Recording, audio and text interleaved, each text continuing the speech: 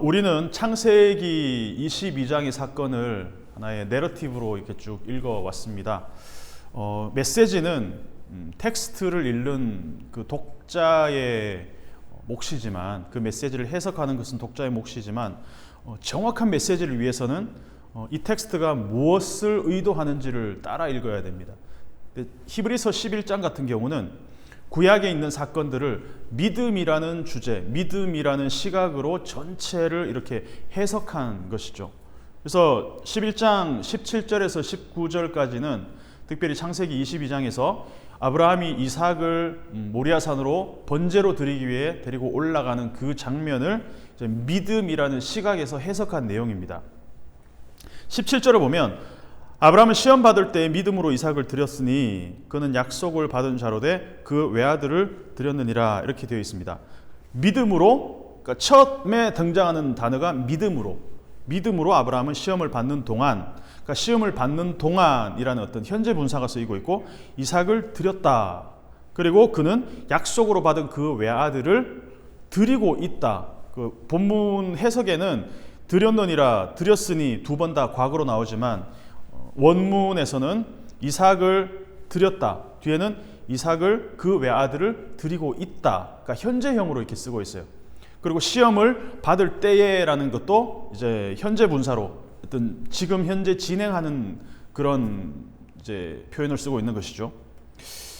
히브리서를 쓰고 있는 기자는 예전에 있었던 하나의 사건으로서만 이 내용을 기록하고 있는 것이 아니라 아브라함이 이삭을 바치는 사건을 현재 진행형으로 지금 드리고 있다라고 지금 생생하게 우리에게 전달을 하고 있는 거죠. 시험을 받고 있는 동안에, 그리고 이삭을 외아들을 드리고 있다. 마치 사건을 보도하는 기자가 현장의 생생함을 전달하기 위해서 이미 일어난 사건을 현재형으로 지금 표현하고 있는 것 같습니다. 지금 나와 있는 현장을 보니까 그 당시에 참혹했던 현장, 참혹했던 상황이 그대로 전달되고 있게 하게끔 이제 기자가 그렇게 진행을 하고 있는 거죠. 히브리서 기자가 그렇게 리포팅을 하고 있다는 것입니다. 오래전에 있었던 아브라함과 그 아들 이삭의 사건을 전달하는 히브리서 기자는 단순히 어떤 역사적 사건을 기록하는 것에 만족하는 것이 아니라 지금 현재 이 히브리서 11장을 듣고 있는 청중들이 현재적 사건으로 우리가 이것을 대하기를 원하고 있다는 거예요.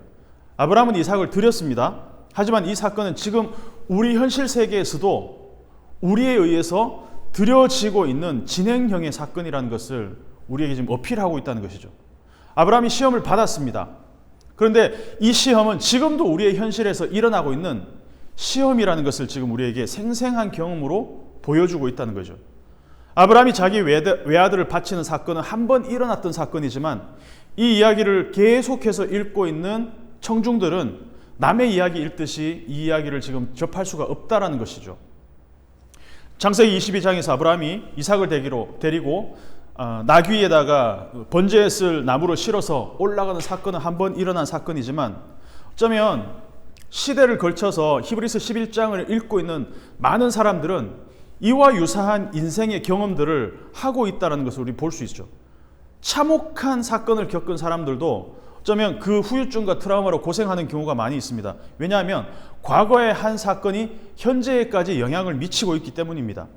그래서 기억이라는 것은 단순히 과거에 있었던 어떤 하나의 작용으로 끝나는 것이 아니고 그 기억이 현재까지 영향을 미치기 때문에 이 기억이 현재 진행형이라는 것입니다. 그래서 히브리서 기자가 특별히 현재 진행형으로 지금 이야기를 쓰고 있다는 것입니다.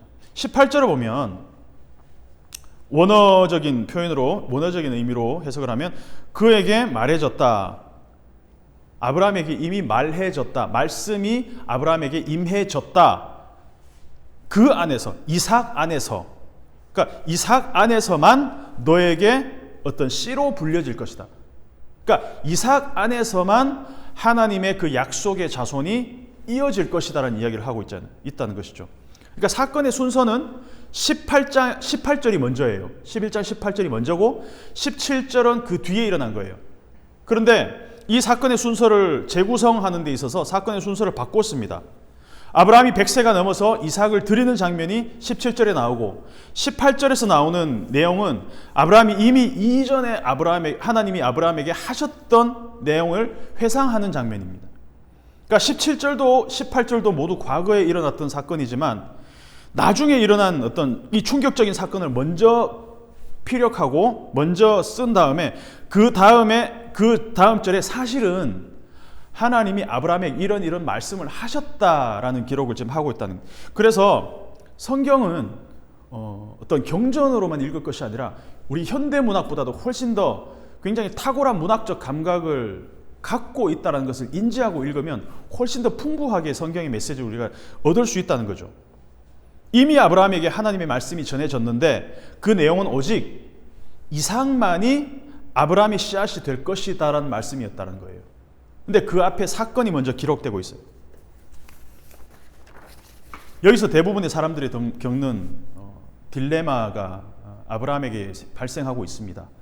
현재 상황은 외아들 이삭을 번제로 바치라는 명령입니다. 그런데 그 아들은 하나님이 아브라함에게 약속한 그 무수한 자손들, 바다의 모래와 같고 하늘의 별과 같고 땅의 티끌과 같은 그 많은 자손들의 출발점이에요. 오직 이삭을 통해서만 그 하나님의 약속이 이루어진다. 그런데 그 하나님의 약속을 하나님 스스로 깨기 직전에 어떤 약간 상충되는 일이 지금 벌어지고 있다는 거예요. 이삭이 죽으면 이 모든 자손의 약속이 다 물거품이 된다는 겁니다. 이삭을 바치라고 명령하신 분도 하나님이고 이삭이 유일한 아브라함의 씨앗이라고 말씀하신 분도 하나님입니다. 이게 두 개가 지금 충돌하고 있어요. 여기서 자칫 잘못하면 엄청난 혼란, 대혼란에 빠질 수가 있습니다. 그리고 대부분의 부모라면 이런 상황에서 혼돈 상태에 빠지게 될 것입니다. 그래서 아들을 바치라는 하나님의 명령을 듣는 순간 아브라함에게는 두 가지 생각이 순간적으로 딱 떠올랐을 것 같아요. 하나는 이런 명령을 하고 있는 하나님에 대한 의심, 하나님의 존재에 대한 의심. 17절과 18절은 완전히 상충되는 내용인데 어떻게 신실하신 하나님이 이런 명령을 하실 수가 있어? 이런 하나님은 믿을 수가 없어. 이런 불신이 생길 수 있을 거고, 또 하나는 분명히 이런 요구를 하시는 하나님의 말씀에는 분명히 뭔가가 있다. 뭔지 몰라도 이것은 일종의 테스트일 수 있고 아니면은 또 다른 하나님의 계획이 있을 거라는 직관적인 아브라함의 생각이 들었을 거라는 겁니다. 그리고 후자일 가능성이 훨씬 높습니다. 성경은 우리에게 아브라함이 지금 시험을 받는 중이라고 얘기하고 있습니다. 아브라함이 그것을 알았다면 아무런 어떤 의심 없이 그냥 올라갔겠죠. 시험을 받는 중이라는 걸 알았으면. 근데 그건 아브라함을 모르고 있는 상태입니다. 창세기 22장도 모르고 히브리서 11장도 모르고 아브라함은 창세기 22장도 히브리서 11장도 읽지 않았습니다. 그래서 이것이 시험이라는 사실을 전혀 모르지만 그럼에도 불구하고 아브라함에게 직관적으로 꽂히는 것이 있었는데 그게 어떤 것이었을까? 하나님이 죽이라고 명령했을 때는 하나님이 번제로 바치라고 명령하셨다면 하나님이 살리시겠지. 이것이 아브라함의 생각이었다고 히브리서 기자가 지금 해석을 하고 있어요. 그리고 이 말씀은 진리입니다. 성경이 멘트를 다는 것은 다 진리이기 때문에 그렇죠. 신구약 성경은 전부 연결되어 있기 때문에 구약의 사건을 히브리서 기자가 해석하는 것이 그것이 곧 팩트고 진리라는 겁니다. 그게 19절의 내용입니다. 19절을 한번 읽어봅시다. 그가 하나님이 능히 이삭을 죽은 자 가운데서 다시 살리실 줄로 생각한지라 비유컨대 그를 죽은 자 가운데서 도로 받은 것이니라. 19절에 제일 먼저 등장하는 단어가 뭐냐면 생각한지라입니다. 생각한지라. 로기조마이라는 헬라어입니다. 이 말은 생각했다, 고려했다, 계산했다 이런 뜻입니다. 그러니까 아브라함이 가장 먼저 한 것은 어떤 감성에 젖었거나 아니면 감정적으로 두려움에 빠졌다라가 아니라 성경은 아브라함이 철저하게 계산했다, 고려했다, 생각했다라는 말을 먼저 쓰고 있어요. 생각했다. 뭐를? 하나님이 이삭을 죽은 자 가운데서 살리실 능력이 있으신 분이다 라고 생각했다는 것입니다. 자, 이 상황이 뭘까? 유일한 씨앗인 이삭을 25년 만에 주셨는데 이 아이를 번제로 바치라? 그 순간에 아브라함이 계산기를 딱 두드려 보니까 감정적으로는 심장이 요동치고 두려움이 몰려왔을 수 있겠지만 순간적으로 그 감정을 억누를 수 있는 정확한 어떤 이성의 작용이 아브라함의 감정을 덮었다는 얘기입니다. 그러니까 여기서 아브라함이 감정적으로 두려움에 빠졌을 수도 있습니다. 근데 그건 성경에 기록하지 않아요. 근데 생각해보니 그리고 계산해보니 이것은 하나님이 뭔가를 하시려는 것이 틀림없다는 결론이 났다는 것이죠. 이 로기조마이, 로고스, 로기조마이, 그리고 영어로 말하면 뭐 로직 이런 어떤 단어의 어원이 되겠죠. 다시 말해서 이삭을 죽이라는 명령을 듣자마자 아브라함의 마음에 두려움과 당황스러움과 어떤 공포가 들었을 수도 있습니다. 충격의 감정들이 근데 들어올 틈도 없이 순간적으로 아브라함을 압도한 것은 내면의 감정이 아닌 생각이었다는 거예요. 그래서 감정의 영역에 휩싸이기도 전에 아브라함의 이성, 아브라함의 생각을 사로잡힌 것이 뭐냐? 하나님이 능히 이삭을 죽은 자 가운데서 살리실 거야 라는 생각이었다는 것이죠. 대부분의 사람들은 그래서 굉장히 충격적인 상황에 이렇게 직면하거나 아니면 말도 안 되는 어떤 요구를 들었을 때 이성보다는, 그러니까 생각보다는 감정에 먼저 휩싸이기 마련입니다. 저도 그렇고 대부분의 사람들이 그렇습니다. 순간적으로 우리를 파고드는 것은 이성이 아니라 감정이라는 것이죠. 생각보다는 어떤 느낌이라는 것입니다. 근데 이 급박한 상황에서 아브라함은 감정에 휘둘리지 않고 생각했다. 생각을 깨웠다는 것이죠. 이 생각과 이성이 감정을 이겨버린 것입니다. 이게 가능할까라는 것이죠. 왜 가능할까? 창세기 22장을 보면 아브라함이 하나님의 명령을 듣고 그 다음날 아침에 일찍이 일어나서 올라갔다라는 내용이 나옵니다. 그것만 봐도 아브라함이 생각하기에 이 감정과 어떤 복잡한 어떤 그런 이 미묘한 심경들을 아브라함의 어떤 논리적인 생각이 아브라함을 사로잡았다는 것을 우리가 알 수 있습니다. 그가 생각했다. 하나님이 죽은 자 가운데서 이삭을 다시 살리실 거야. 하나님이 죽은 자 가운데서 살리실 능력이 있으시다. 이 디나미스, 능력이 있으신 하나님이시다라는 것을 아브라함이 믿었다는 것이죠. 왜 그럴까요? 아브라함의 일생 전체를 통해서 하나님이 아브라함을 불러내신 이후로 끊임없이 보여주신 그 하나님의 능력을 아브라함이 다시 생각하고 기억을 해내보니, 계산을 해보니, 계산기를 두드려보니 죽은 자 같았던 나의 몸에서, 그리고 모든 경수가 끊어진 내 아내의 몸에서 이삭을 주신 하나님이라면 그 이삭을 죽인다 할지라도, 번제로 바친다 할지라도 반드시 살려내실 거라는 그 믿음이 아브라함을 압도해버렸다는 것입니다. 그래서 수십 년 동안 아브라함이 시행착오를 겪으면서 그 불신앙과 그 의심의 어떤 그 세월을 반복하는 동안에 하나님에 대한 이 신뢰를 아브라함은 몸으로 배웠기 때문에 아브라함이 의심하고 이 상황을 두려워하는 것을 그 모든 하나님에 대한 신뢰가 뒤덮어버렸다. 이것이 바로 믿음이라는 것입니다. 오랜 시간 나의 의심, 아내를 2번씩이나 누이라고 속이는, 그리고 기근을 만나면 이집트로 도망가고 어떤 사건이 일어날 때마다 자꾸 회피하려던 그 아브라함을, 하나님이 주시겠다는 그 아들을 계속 아브라함은 자기의 방법으로 얻으려고 했던 그 모든 노력들, 그럼에도 불구하고 신실하신 하나님께서 아브라함을 지금까지 이끌어오셨던 그 하나님에 대한 신뢰가 지금 아브라함으로 하여금 그 모든 마음의 감정들, 요동치는 어떤 두려움의 감정들을 덮어버리는 생각으로 귀결시키고 있다는 것입니다. 그래서 이 믿음이라는 것의 중심축은 아브라함 자신에게 있는 것이 아니라 이 축은 신실하신 하나님을 아는 지식에서부터 출발한다는 것이죠. 그래서 믿음이라는 것은 하나님에 대한 바른 지식에서 출발합니다. 내 느낌상, 내 감정상, 내 기분상 이렇게 믿어야지라고 자기 최면을 거는 것이 아니라는 거죠. 이삭이 죽은 자 가운데서 살아날 거야 라고 스스로 자기 최면, 자기 암시를 건 것도 아니라는 겁니다. 생각했다, 로기조마이, 계산했다, 고려했다. 만약에 아브라함이 스스로의 믿음을 완전 확장시켜서 이삭이 살아날 거야 라는 어떤 자기 최면을 한 결과 이삭이 죽지 않고 살아났다면 그 믿음은 온전히 아브라함 개인의 자산입니다. 그 믿음은 아브라함의 것입니다. 그런데 아브라함의 믿음은 철저하게 하나님의 신실하심에 근거하고 뿌리를 두고 있다는 것이죠. 그래서 이 믿음이라는 것은 아브라함 개인의 어떤 능력이 아니라 하나님의 능력이 이삭을 살리실 거야 라는 그 신실함에 기대고 있다는 것을 우리는 발견할 수 있다는 것이죠. 마치 골절상 입은 다리에 부목을 대거나 목발을 짚고 있으면 내 다리는 불완전하지만 그 목발을 짚고 가는 동안은 약간은 부족해도 정상적인 어떤 걸음을 걸을 수 있는 것과 마찬가지라는 것입니다.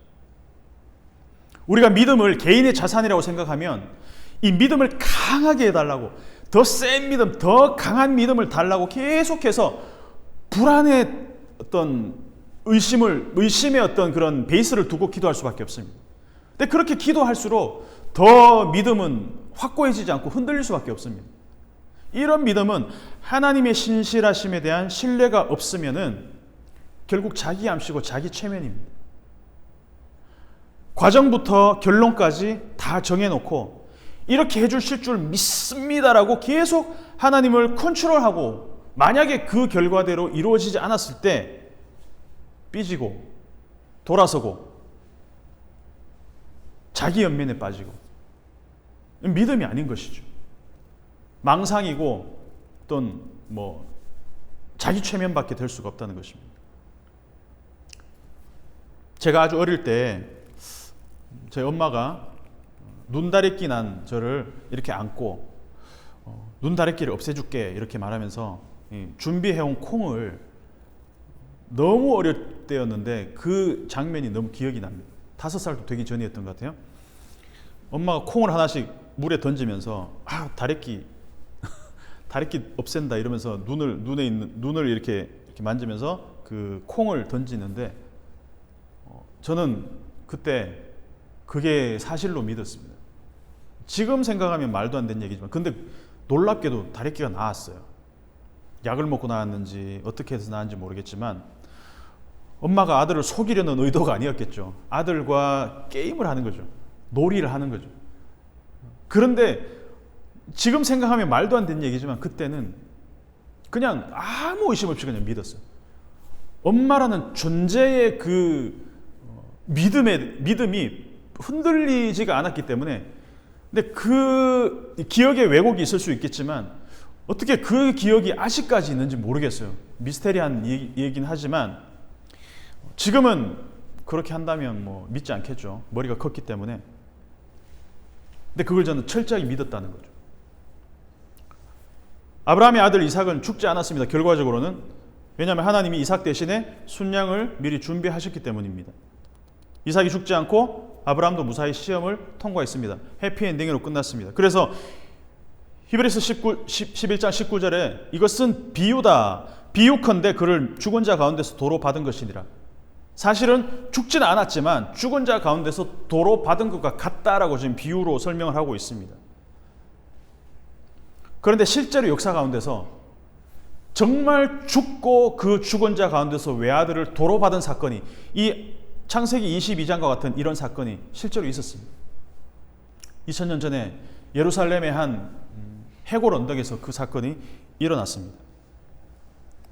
이것이 아브라함과 이삭의 이야기처럼 비유였다면 어땠을까? 죽지 않고 예수님이 그냥 살아난 것이라면, 죽음을 경험하지 않고 살아났다면 우리에게 생명의 부활은 없을 것입니다.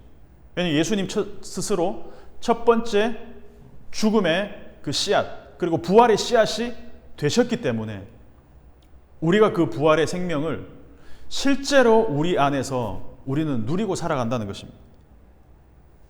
그 일이 실제로 일어났고 예수님을 대신해서 죽을 순양도 없었습니다. 왜냐하면 예수님이 최종적인 희생양이었기 때문에. 아브라함과 이삭에게 있어서는 순양이라는 희생양이 있었지만 예수님에게는 더 이상 예수님을 대속할 희생양은 없었습니다. 예수님이 그 최종적인 희생양이었습니다. 우리 예수님은 죽음을 앞에 두고 아브라함처럼 나와 있지는 않지만 이런 감정의 요동을 겪으셨을 것이 분명합니다. 아브라함이 자기의 아들을 바치라는 하나님의 명령을 듣고, 성경에 나와 있지 않지만 아브라함이 감정의 어떤 요동과 두려움을 느꼈던 것처럼 예수님의 명시적으로 그러한 감정을 느끼셨습니다. 내 마음이 매우 고민하여 죽게 되었으니 너희는 여기 머물라. 제자들에게 말씀하시고 겟세마네 기도를 하셨습니다.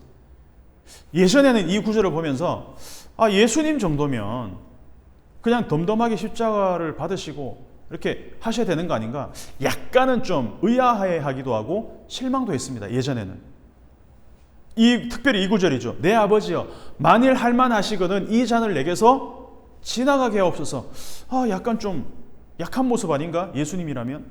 근데 시간이 지나면서 예수님이 얼마나 완전한 인간이셨나를 제가 깨닫게 된 다음부터는 이것이 가슴으로 와닿았습니다.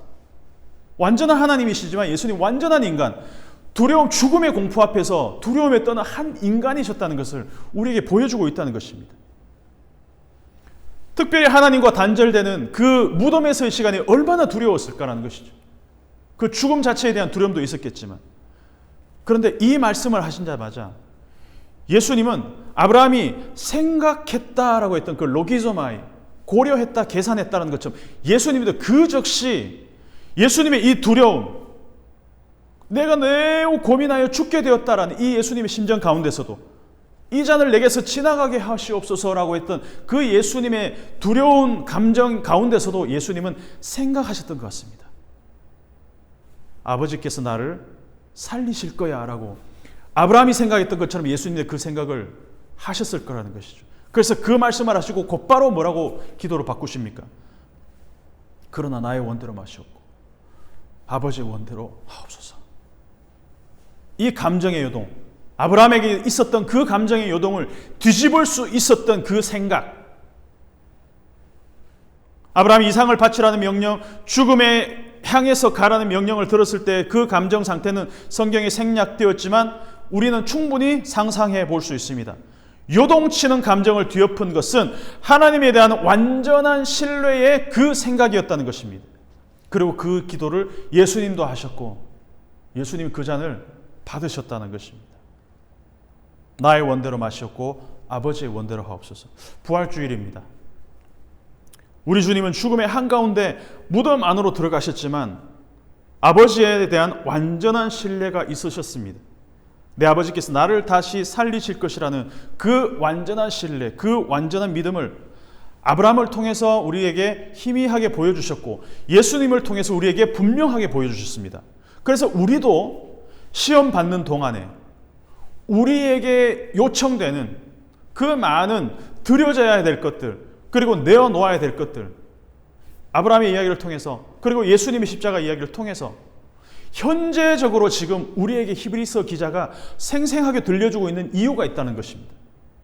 이 이야기는 우리의 이야기이고 우리가 지금 시험을 받고 있는 중에서도 우리는 끊임없이 이 시험을 가운데서도 이것을 묵묵하게 걸어갈 수 있는 것은 그 신실하신 하나님에 대한 완전한 신뢰 가운데 있기 때문에 이것이 우리의 이야기도 읽혀지기도 하고 우리의 이야기로 이것이 실현되어지기도 한다는 것입니다. 그래서 오늘 제목을 믿음의 메타버스라고 제가 지어봤습니다. 이 히브리서의 기록은 예수님보다 훨씬 이전에 살았던 아벨부터 시작합니다. 11장을 보면 아벨부터 시작해서 아브라함과 모세, 다윗과 사무엘, 그 모든 믿음의 사람들을 거쳐서 우리의 현실까지 이어지기를 바라는 그 목적에서 히브리서가 기록되었습니다. 모든 시대를, 모든 어떤 공간과 시간을 초월해서 이 믿음의 이야기들이 계속해서 이어나가고 있기 때문에 저는 이것을 히브리서 11장을 믿음의 메타버스라고 부르고 싶습니다. 그리고 이것이 지금의 현실과도 연결되어 있다는 것을 저는 믿습니다. 시공간을 초월해서 알파와 오메가 되신 그 하나님의 능력은, 하나님의 그 디나미스는 아버지 하나님의 아브라함의 그 외아들 이삭과 하나님 자신의 외아들 예수님을 살리신 것처럼 저와 여러분도 이 죽음의 공포, 죽음을 지나서 생명의 부활로 살리심을 믿기 위해서 쓰여졌다는 것을 우리가 오늘도 믿고 하나님의 그 신실하심을 붙들고 살아가는 그러한 시간이 되었으면 좋겠습니다.